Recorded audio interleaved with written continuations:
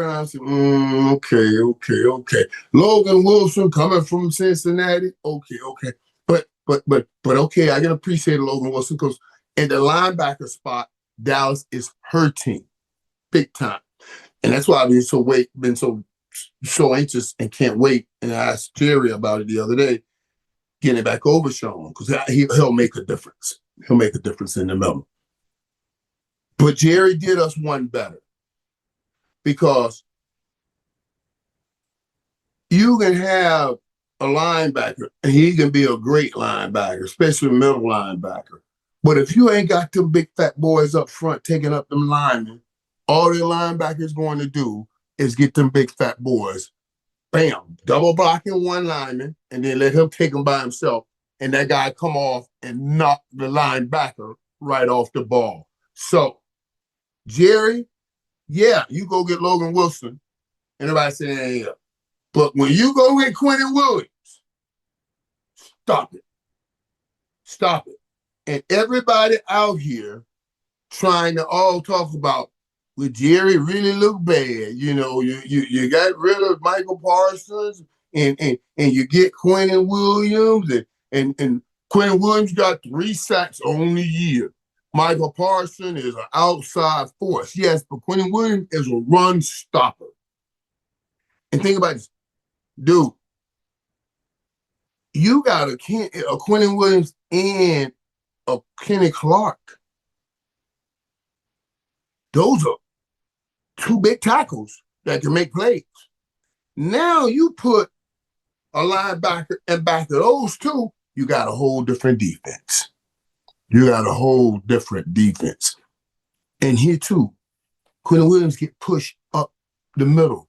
What did I tell you guys about the importance of the middle of a defense? The middle of anything, if you want to attack it and break it down, you tack up the middle. Now, if you want to be a better defense, a better anything, you solidify up the middle, and the Cowboys had a chance, and they did just that. I subscribe to this.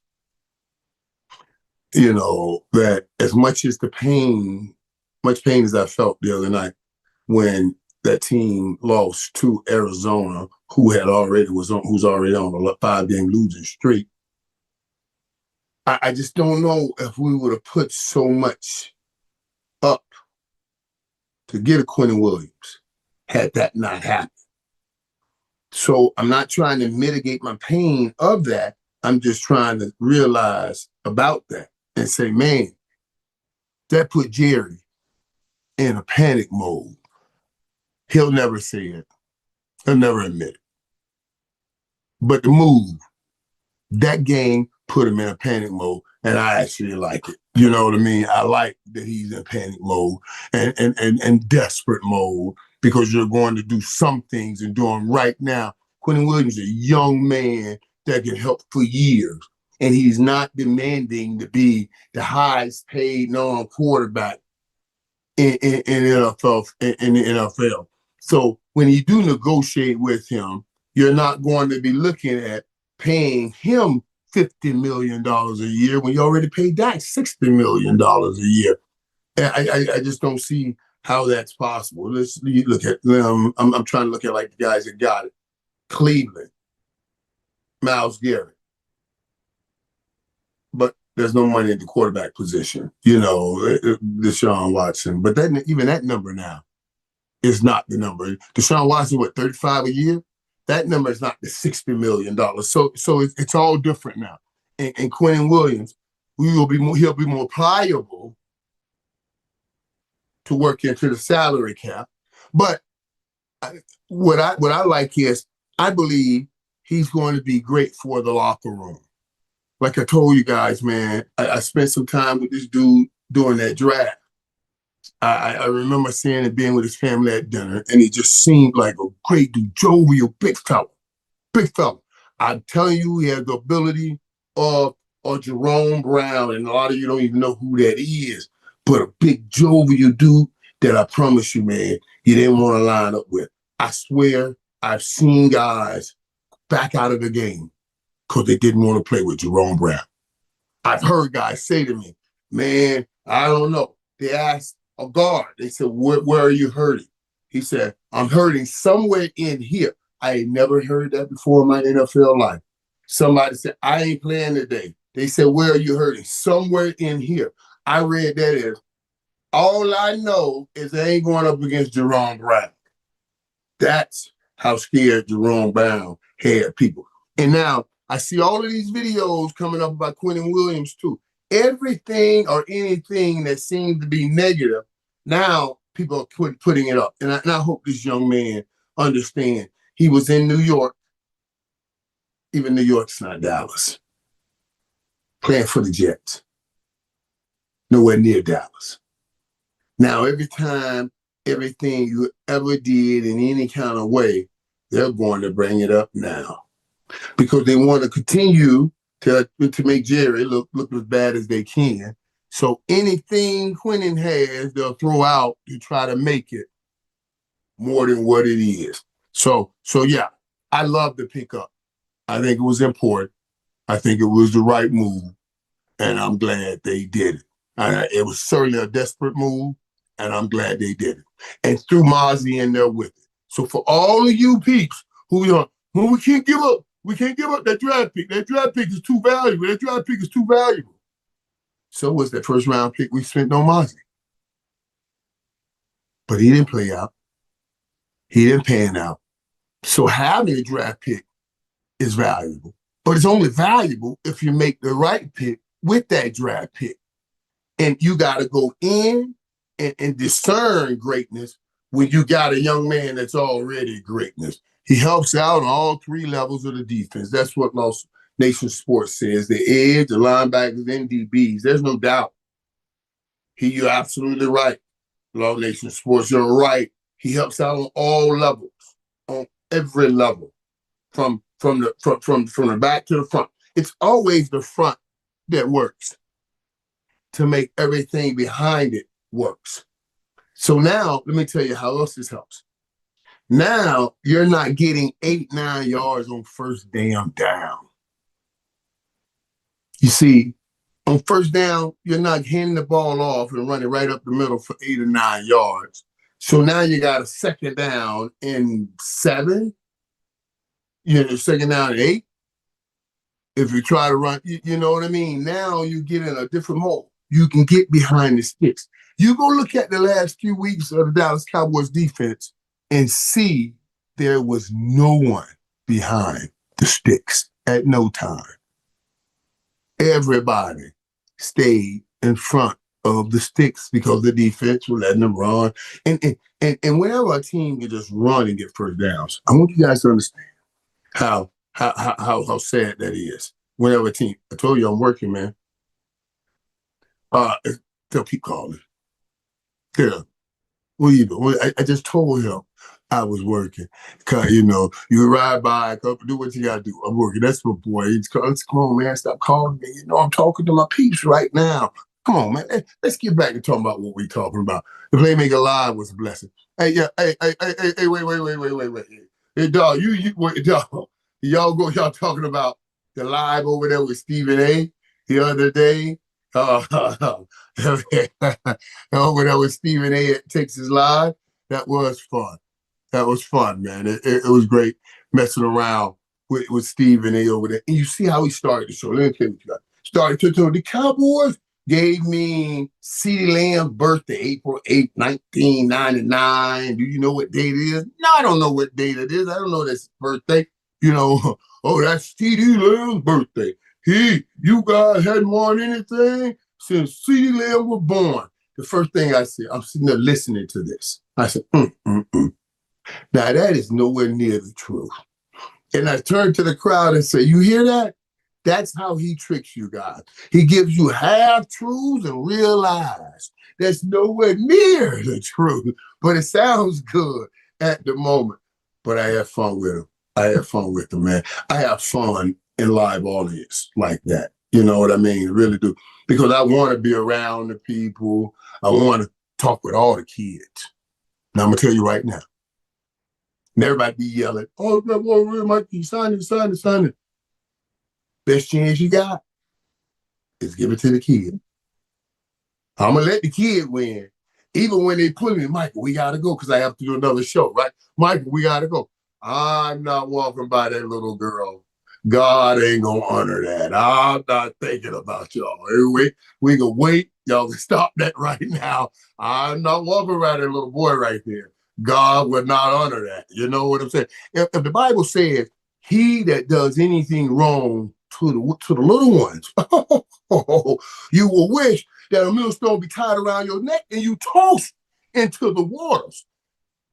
You know, millstone, that heavy rock tied around your neck and tossed into the waters. That's how serious he is about treating the little innocent souls incorrectly.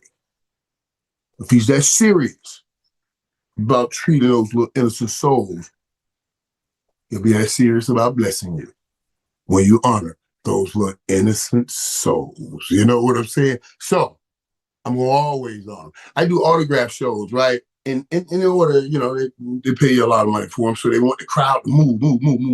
They want you signing, just sign it and sign it. They don't want you taking time to take pictures.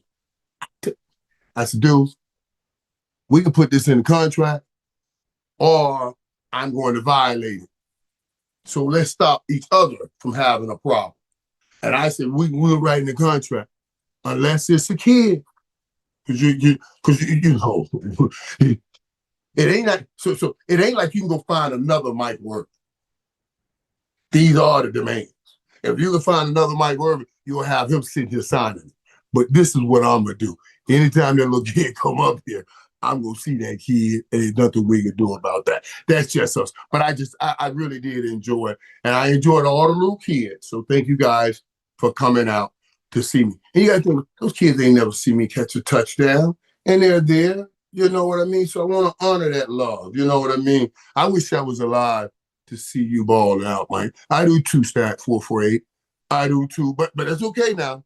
I wish also that I was your age now if you wasn't alive, because I can get back in the league, right? And do some dangerous things. So we can wish that way towards each other. You know what I mean? You I hate it. You just watch. You look like a Pittsburgh. Oh, man, Hot Wayne. Listen to what he said. I never cheered for you or hated. Just watched. You look like a Pittsburgh Steelers. I like that, buddy. I like that. Because the Steelers could have been one of the franchise I could have gone with. Because I wanted to play for one of those traditional great franchise that matters, where the game matters to the whole city. And Pittsburgh like that. Whatever goes on the football field with Pittsburgh, that's usually how the city is. Whatever goes on the football field here with Dallas, that's usually how the city is. So, you know, you love it. You asked, it's so funny, who was that asking me, did you ever think about leaving Dallas? I just saw that. Did you ever think about Lightning Murphy? Did I ever think about leaving Dallas? It was one discussion I had. I never thought about leaving Dallas. I was in the middle of a negotiation with Jerry, and Jerry and I was going back and forth on highest paid, and didn't want to make me a highest paid at the time, and all of that. And I was like, okay, no problem, you know. And then let's make a deal. Let's make a move here. And then Jerry, they were considering trading me to Cincinnati. And I think he just put Cincinnati on the chart because he thought Cincinnati was the worst team in the league back then. And I told him, I said, Jerry, that's fine. I said, I told him, I said, you know, I went to St. Thomas Aquinas High School. I said, and I only played a year there. And when I left Jerry, they were saying that was the greatest player we ever had. I went then to Miami and played 3 years. When I left, they said that was the greatest player we had. And now I've been to Dallas, and we won a couple of Super Bowls. If I go to Cincinnati, and I know they haven't won, I said they will. I guarantee it. So if you think that's the best thing, let's do that. But the number for you or for Cincinnati or for Cincinnati or anybody else, the number is going to be this. Let's figure out this. And then, you know, and once Jerry found out who was really ready to make that move, even though I was bluffing, he was bluffing, I was bluffing back. That's what Jerry did. I swear to y'all, I'll never forget it. He said to me this. He said, Mike, let's throw all this out the way. And he threw out the paper. We were going back and forth on putting numbers on. But he said, let me explain to you what I'm saying to you. He said, when I see Magic Johnson, I think, boy, what would Magic Johnson be without the Lakers? I said, what would the Lakers be without Magic Johnson? He said, Mike, I'm telling you, that's how I see us.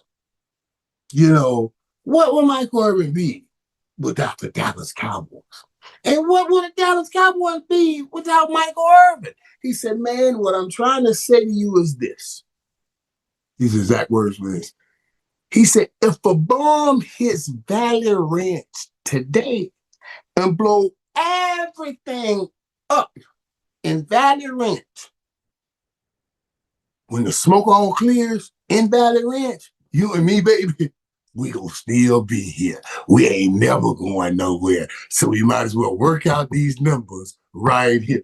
I said, Jerry, just a minute ago, you were send me to Cincinnati. He said, that was just negotiations. Now let's work out these numbers. You know, that's the only conversation I ever had with him. And it was just really, it was just conversation. He knew he wasn't going to send me anywhere, but it was funny to have with him.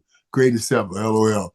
All these years, you I'm rapping on two others, and you got the Jerry Jones rapping to you. Yeah, all the time. Jerry's my guy, man. Y'all can say what y'all will, man. And I know Jerry's getting up there, but I'm just telling you, man, y'all don't know what this man has done business-wise for the whole league. For the whole league. And sometimes even to the detriment, I think, of the Cowboys, because he focused on business and building the whole league. And yeah, and not just the Cowboys, but he does a great job building the Cowboys too, to be honest with you. You know what I mean? I remember Mike scored 3 touchdowns against Washington and Washington as a rookie. I remember that game, Rick. Rick, and I tell that story to people all the time. I had 150 and 169 yards that game. As a rookie. And I remember Darryl Green. Everybody said, man, you put 169 yards, 3 touchdowns on Darryl Green as a rookie. I don't really say anything. I'm like, yeah, I do. That's what I scored against Washington. But as I tell people, the truth be known, Darryl Green got hurt, I think, in the second quarter. A lot of it wasn't on him. But I didn't really say anything about that. But that's okay. A year or two later, I was putting those numbers on him regularly. You understand what I'm saying? On our way to going to Super Bowls, anytime he lined up out there, I put him 130, 140. That's still my boy now. It's still my boy, but that's just what we were doing back then. You know what I mean? I still love that. Man, you know what? That's another thing. Hey, Mike, I still watch your Pro Football Hall of Fame speech from time to time. One of the greatest speech ever anywhere. Add that to it. I just told you when I left St. Thomas, they say he was the greatest ever. When I left Miami, they said that was the greatest ever. When I left Dallas, they said, well, that's one of the greatest players ever. Then I gave that Hall of Fame speech. That's what they said. That's one of the greatest ever. Nothing. I don't know anything ever touch a high of that moment, of that Hall of Fame speech for me. It was a good cleansing. You know, so funny, I had a great conversation with my sons today. We were talking about businesses and talking about things and ways that I can help them get to where they're going and the things they want to accomplish and stuff in life, man. And yeah, and it brought me back to that speech. It really did. It brought me back to that speech, you know, because that was a promise made before all and in front of God also, of trying to make sure I raise my boys to be better men than I am, a better father than I am, all of that, you know what I mean? And I think we all try to do that as parents. I like to always say any great parent wants to raise that ceiling up high as they can, and then they want their kids to step on their ceiling and make it their floor and take it higher, you know, and go higher places with it and produce a higher life for you and your family. That's what generational blessings are. But a lot of us spend so much time on generational curses. Like, man, my mama was hot head. My mama talked like this. My dad always, we ain't never take no noise. All of that stuff we hold high like it's something great. I don't take nothing from nobody. I'm sassy. That's how our mama was. That's how I am. Okay. She was sassy, broken. You will be too. You see what I'm saying? You just protected that generational curse if you want to. That's all I'm saying. Hey, Playmaker, I remember the speech. It took a lot of guts to let people see your heart. I appreciate that, buddy. Yeah, yeah. It takes a lot of guts to let people see your heart. It takes a lot of heart to let people see all inside your guts. Either way, you say that. I concur with you on that. You know what I mean? There weren't any better wide receiver ones than it. Number 88 or Mr. Legend. I have 3 of your jerseys, sir. I appreciate that, man. I appreciate you caring. I appreciate you caring, man. You know what I mean? I really do. And one guy, Hot Wayne said, you want unstoppable, only containable. Containable. I'll let that go, pause. Okay. My God, pause. I got to start sitting there pausing there. You do know what? Okay, let me explain to my white peeps here this pause thing. You know, this pause thing. See, it want to do it is what it is. Pause. Every time you say anything that can be contextualized or taken sexually, you got to put a pause in there. Like, oh man, yeah, when I was playing, I went deep on this dude. I went deep. Pause. This is a brother thing that had gotten out of hand. So you can't say anything, every time he picked up the ball, pause, he had to run around. He was running around the corner. Every time they gave him the ball, pause. Yeah, are you joking? So this is what we do sometimes, the brother. We get this new language and we put it out. And we'll talk it and over, and we expect to take that into corporate America. Like my brother just gave me the pause because I must have said something I don't remember, but right. But it's so funny to me. I have to tell Cam and Mason, man, I'm not going to be pausing. I'm not going to sit up here and be pause with y'all all night pausing with y'all, and then turn around and go up in a board meeting or go have a conference or a speech to a Fortune 500 company, and I can't even put my speech together without all these pause. Yeah, it's a pause. Yeah, pause. And they're sitting up there saying, what the hell is he talking about? What is going on with him? You see what I'm saying? I'm not taking this level of stuff up to that level of stuff. I'll play with it when we're down here, but it doesn't get to go up there because everybody won't understand that. You know what I'm saying? No, you guys understand.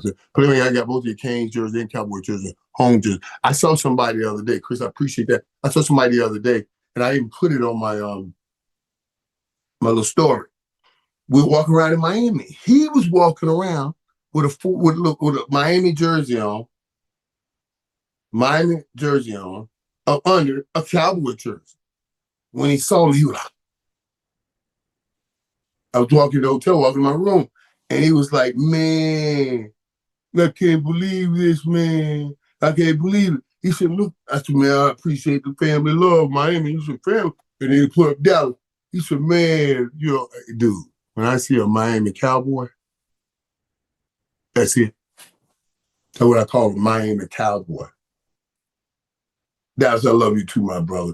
A Miami Cowboy, where them dudes have one at Miami and the Cowboys. And I saw one dude with a 47, blue and orange.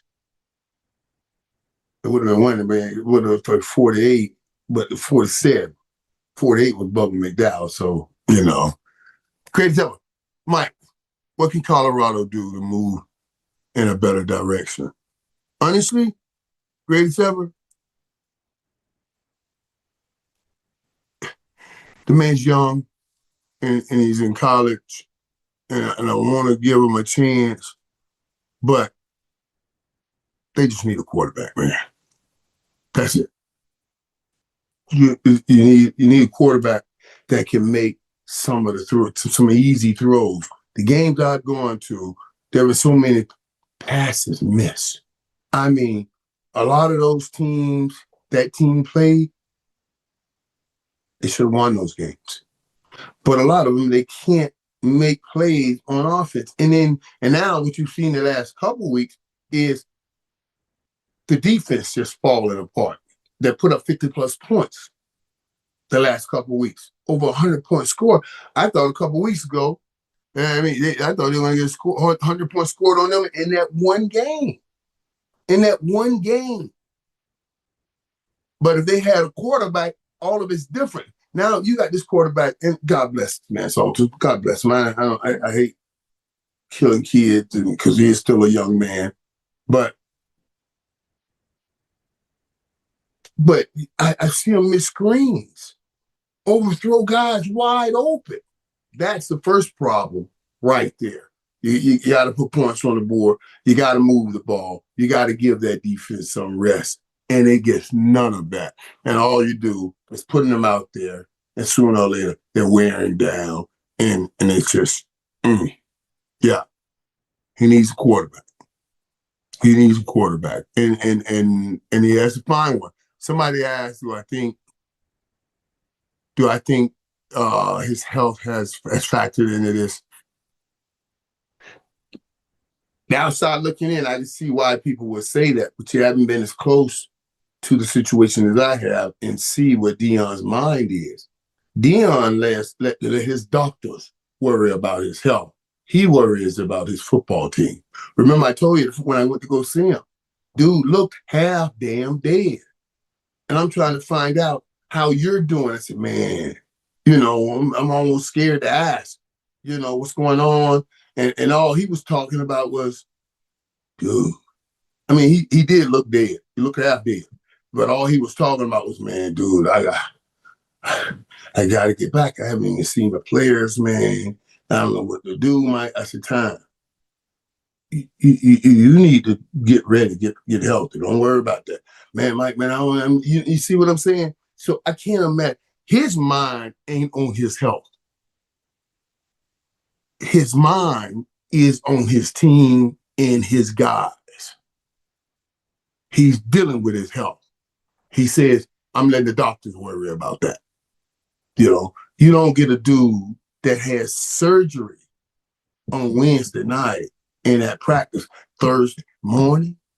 You understand what I'm saying? Thursday morning. This dude wouldn't even put, they called him and said, Coach said, I'm coming to practice. He said, well, let's push it back so you can get some time and come here. He said, we're not pushing back anything. We got a routine, and we talk about committed to the routine. That's his commitment. Don't be listening to these people out here on the outside that's using his name to try to grab a piece of fame or the clickbait to get you in. You know what I mean?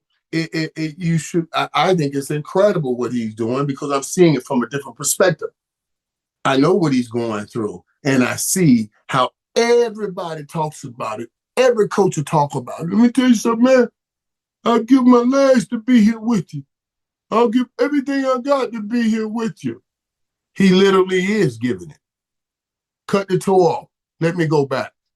Cut that foot. Let me go back. Get it out of here. I need to get back. We marvel at running lot. I still do for dropping off a finger to get back in the game. We marvel at it. That's incredible because we want to see that kind of commitment. We want to see that it matters that much to you.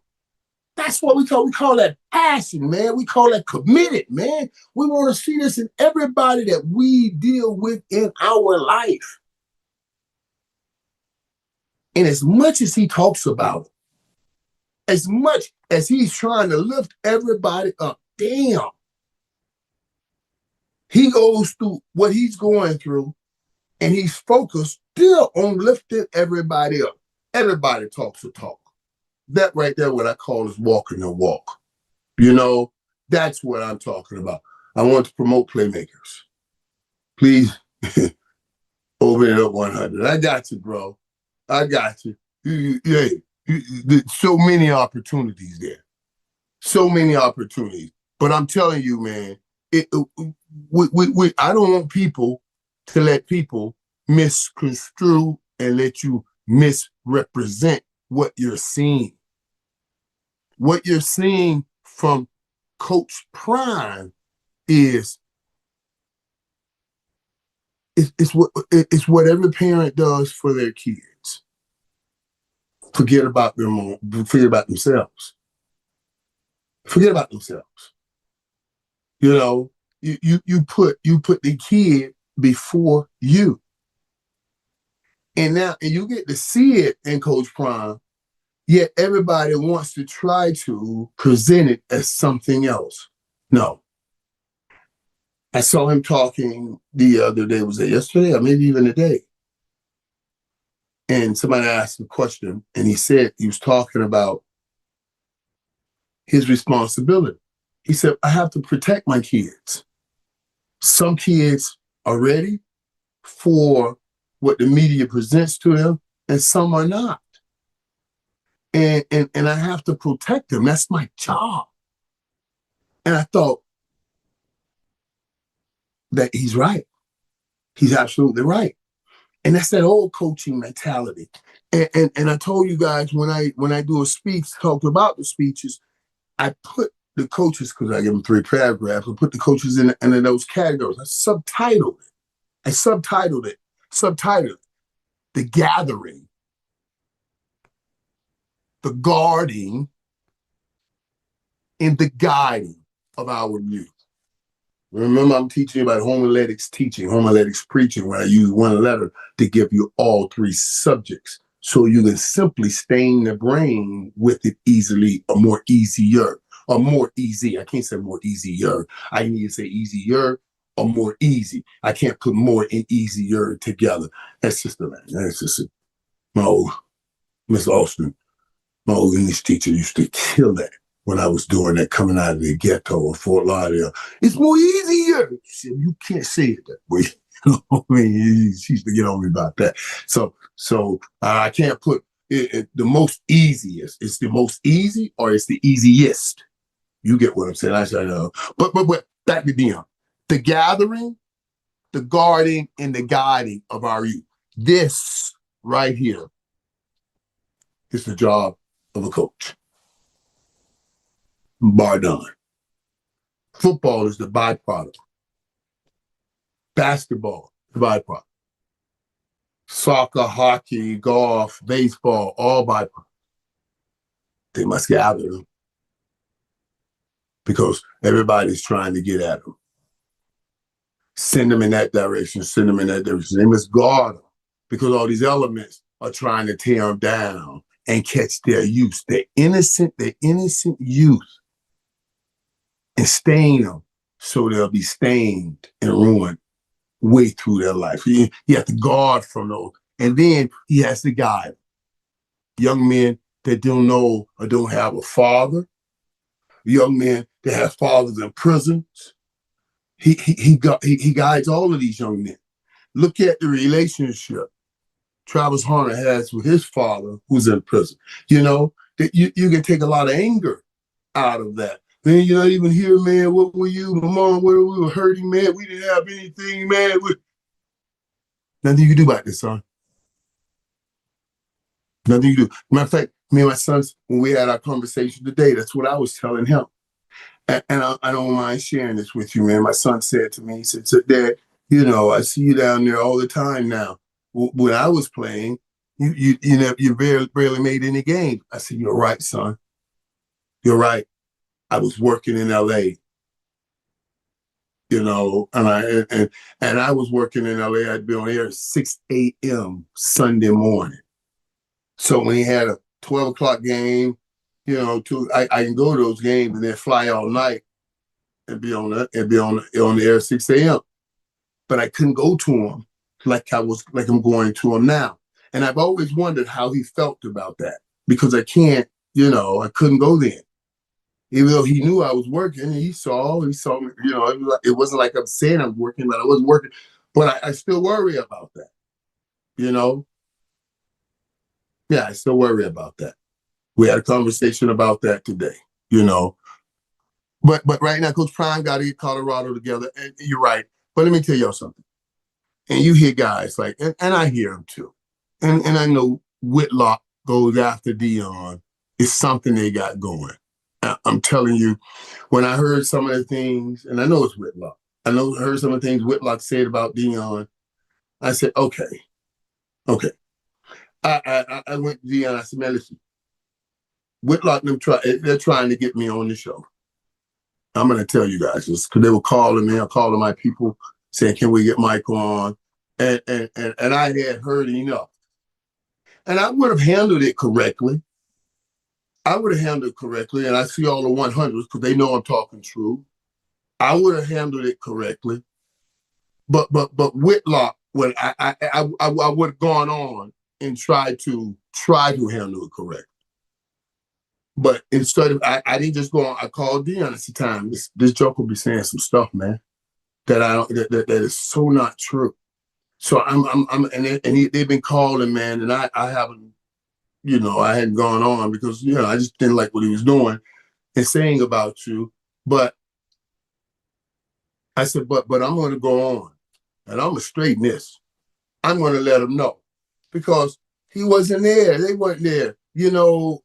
The other last Sunday, dude, let me tell y'all something touched me. I'm getting emotional talking about that. Last Sunday, Cowboys were not playing here. Where did they play? Where did they play that game before last week? What was that game? Whatever they played, they lost the game, of course. Okay. But that Sunday, since they were not here, I got a call from Devin Hester. I love Devin Hester, man. That's my boy, man. Hester, man, bad boy in the hall with Hester. So he called me and said, man, I got a football team coming to Dallas next week, man. He said, man, I'd love to keep them over on a Sunday if we could get a tour of the stadium. I said, Devin, you got a football team? And he said, yeah, man, I got my boys, man. They do this, they do that. And, man, they hear him talk about it. I said, oh.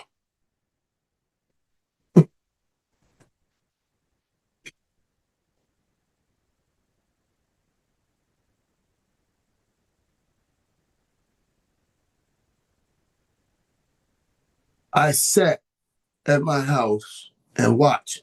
Devin was a kid, younger man. Would walk around with him with Dion. Dion was bringing him around because he was, him in prime time, two of the greatest returners of all time. That's how they connected. They were so much alike on those returns. But Devin was a kid and then went to the University of Miami. But him and Dion was scared. I was like, Dion, why you messing with my boys from Miami? Because he knew I wasn't doing it. I wasn't taking in kids, man, and to give them a better chance. I had 16 brothers and sisters. I'm trying to raise up these Negroes. But time was like a father to this man. I wasn't doing that. I've seen so many kids that he has taken in to give a better chance in life while he was playing. And then I get these dudes talking like, he hadn't put in the time. I'm like, are you shitting me? Y'all haven't put in the time. You know how many coaches have gotten there because their dad was coaching? They've never spent time starting at this age with kids and raising kids up. They've never done that. They wait on the kids to get there, and then you grab them. You don't even. So to say he didn't pay his dues when the truth be known, ain't none of them Negroes pay their dues. That's the real deal. Ain't none of them pay their dues. They got in because old dad got them in, or some friend to a friend that got you a chance at a job. Dion ain't do none of that. Paved his own way. And he spent real time with those kids, man, raised and grew up some of them, poured into them. And Devin Hester was doing the same thing for other kids that Dion did for him. When he called me, man, I got so emotional. I was like, dude, this is, oh my God. I'm telling you. I said, man, this big, man. I said, D, hold on, D. Wait a minute, right here. I said, let me show you something. I called Emily and Jerry Jones' office immediately. I said, listen, this is what we're doing. My boy Devin Hester's bringing this football team Sunday. I need y'all to open the stadium and show them the stadium. I called Jerry, Emily. They called me back 15 minutes later. What time they want to come? And we opened that thing up at 10 a.m. and gave it to the kids. That's what I'm, man. And I told Devin, I said, Dev, man, listen, man, dude, I'm just so proud of you, man. You know, Dion did that for you, and now you're doing it for kids. They call it the generational blessings, dude. See, y'all don't see that stuff. Y'all don't see it, and you don't even care to see it. You don't even care to see it. But then you get out here and talk shit, and you don't know what the fuck you're talking about. That's the part that kills me. I'm going to stop. I get out of it. But that's the part that kills me. Y'all got to stop that, man. Y'all got to stop it. Say, listen, I don't know. I ain't never been around. I don't know this. Say that. Don't say stuff that you call facts and true. That's so much of a lie. That man paid his dues. A lot of the other dudes did not. But since those other dudes don't have the cachet of a Dion, and those other dudes can't help you get clicks, you think it's best to attack a black man that's trying to help out young brothers. When I said brother, I'm talking about brothers, black, white, purple, green, yellow, orange, any brother that's trying to help out the young brother. You want to attack him. That's the part that messes me up. That's the part that messes me up. I don't mean to get off on all of that. Mike Tomlin is good like that. Did a lot for my hometown in Virginia. Yes, Mike Tomlin is good like that. You're right. He is good like that. And does a lot for everybody else. Does a lot for George Pickens and Antonio Browns. All the guys that people think, oh my God, no way we will put up with this. Man, I would have him out the league. You know what I'm saying? Dallas, you're right. They're jealous. I don't mind you being jealous. I don't mind you being jealous. But hold that to yourself. Don't sprinkle your jealousy upon the ear gates of others as facts when you're dealing in your emotions. Just say that. Just say, you know what?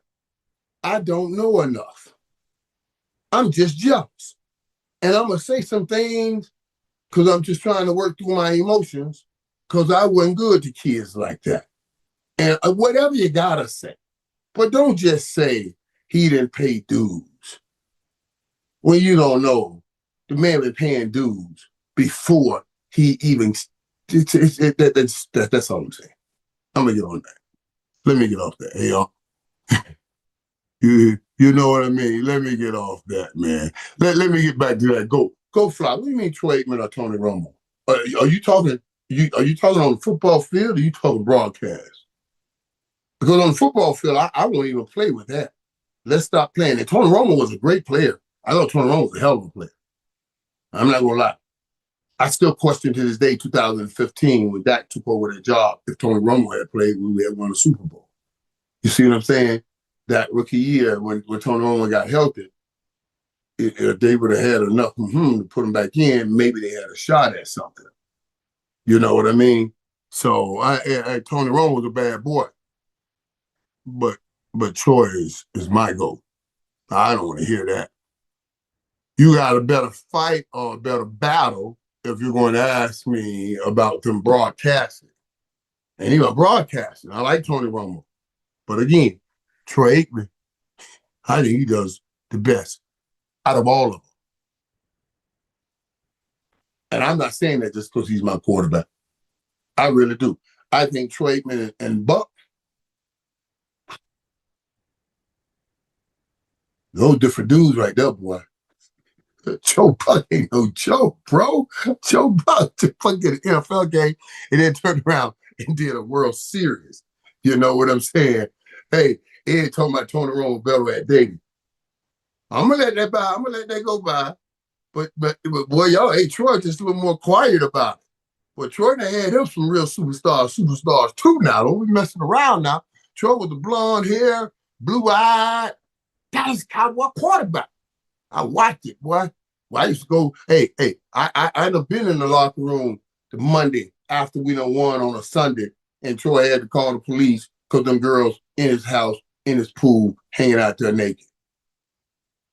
And he said he called the police. And we all looking like, he called police. We were so stupid. We were so stupid. Because, Troy was straight. Troy called the police. We were like, dude, you had my number. Call my number first.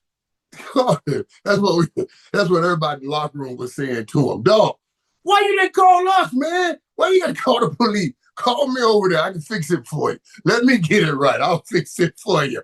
You know what I'm saying? That was a funny jump, man. We were like, oh, my God. That I'll never forget. Dude, that's all we talked about in practice that day. That's all we talked about, boy. Troy was, Blue 18. Blue 18 said, hut. Well, I run around. I'm walking back next to Larry Brown, a pup. I'm like, dog, you really believe he called the police? Man, I can't believe this joke called the police on them girls, man. Why would he do something like that? It was, yeah, man. So y'all can talk about all that talk y'all talking about Romo. I'm sure he was a bad man. But Roy had him climb his gate in his pool waiting on him to come home, and he didn't know who they were. Well, we used to, we were coming back from some places, and we used to say, Troy, you want me to go by the house and check the house first? We go check the house and make sure it's good before you get there, so we can keep the police from coming. Or, we're going to take care of that business for you. You go get you some dinner somewhere. By the time you get home, everything will be right. But if they in there, yeah, I'm going to let that go. No, dude, listen, James, I'm not lying. That's true story. He thought I believe you. That's true story. These are true stories, but we laughed all of that junk was funny. Can you imagine? We 24, 25 years old. Dude, you come home and catch him, man. Hey, man, hey, boy. That's most men's dreams, and you throwing it. What do y'all do? But Troy's like that, so God bless him. Let me get out of here. Let me stop telling that. Let me stop telling on my boy. I ain't telling on him. I'm telling on the people that were breaking his house. He did the right thing. Call the police and get him out of there. One time, I'm going to tell you, me and Hart, this is what we were going to do. We were going to follow him home, and we were going to go to the costume store and buy us police uniforms.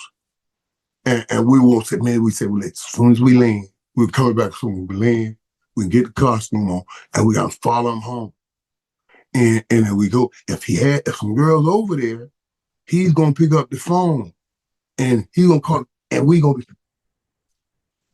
will knock on the door. Police, you have a problem? Sir, can you step away from the house and let us take care of this problem for you?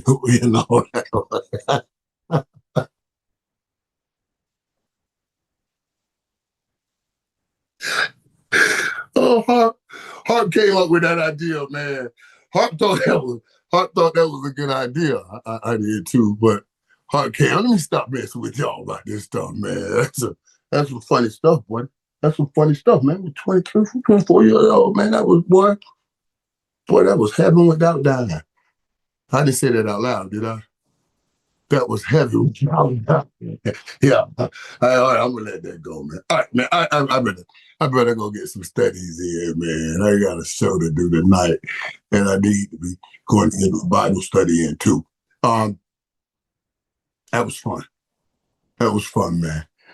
I should end every Wednesday live with a good story, just something that went on back in the day, just to keep us close and sharing those great days, hoping and praying for those great days to be again. I appreciate you guys spending the time with us here. Bill, I appreciate you saying thanks, Mike, to my brother. And like I said, I appreciate you guys letting me share these stories without trying to kill me on it. You know, oh man, I can't believe you guys were doing this. You can believe when you're 24, 25 years old, you would have been probably doing the same thing. But that was, right. You don't think that was, I thought that was a great idea by Hart. Hart, man, we gonna go and get us some cop uniforms. As soon as we leave, we're gonna follow them home, right? And if somebody over there, you know you're gonna grab the phone, and then we're gonna come knock on the door. Could you please step away while we take care of this problem for you? It's so funny, boy. Wow. Yeah. Stop it. Stop it, man. My peeps, you bring your ex-teammate on again. I'll bring some guys on, man. Yeah. Yeah. And I'm telling you what I want to do too.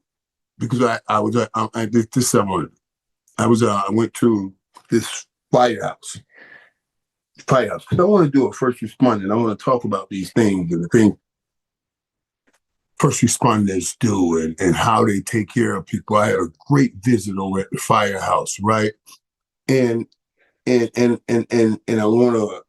I saw the system and how they have to work and everything, and just kind of want to do one of those first responders shows. I thought about this, okay, like even bringing Big E on and going back through that accident that you guys saw and heard about in the documentary, and then talk about some of the responders that helped him in a setting with those responders. It's just for us to understand about and see some everyday heroes, because think about it.